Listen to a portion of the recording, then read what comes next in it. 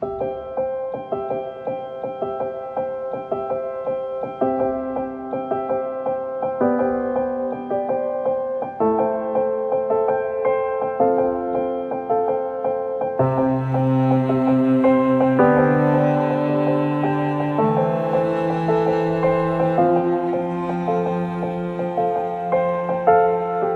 found out that we were pregnant with Mason around April 2009.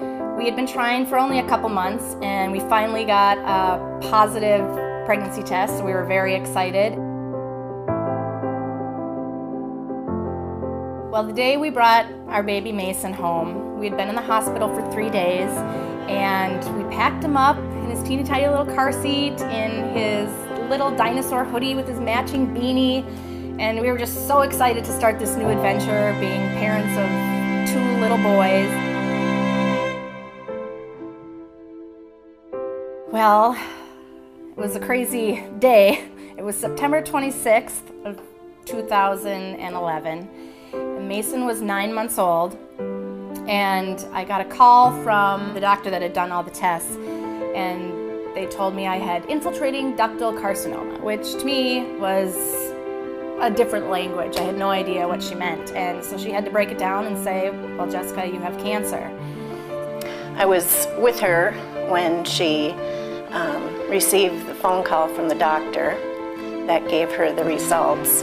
You know, I knew the conversation wasn't positive. And when she hung up, she looked at me, and as she broke down, she told me she had breast cancer. You know, I was 30 years old, I was healthy, I had a 9-month-old baby, I was breastfeeding, I had a 2.5-year-old. You know, you don't expect your child to tell you that they have cancer. You know, it's just not supposed to work that way. Treatment was the first thing I thought of, how to get rid of this cancer and get it out of my body. I did change my diet, I did do surgery and chemo and radiation, and thank God I did, because I'm here today.